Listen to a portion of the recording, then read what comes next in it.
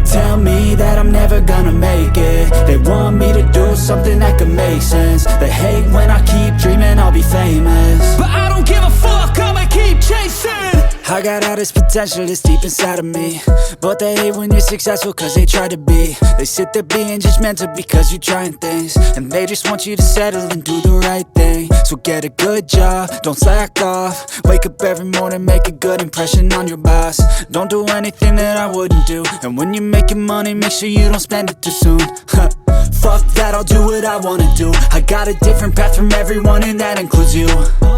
Who are you to tell me how to live life? In these times it feels like nobody's right, yeah. So I'ma figure out what else we succeed, and then invest all of my time into that and proceed. I need whatever the hell could make me happy, and I don't think you have a clue what could that be. They tell me that I'm never gonna make it. They want me to do something that could make sense. They hate when I keep dreaming I'll be famous, but I don't give a fuck, I'ma keep chasing.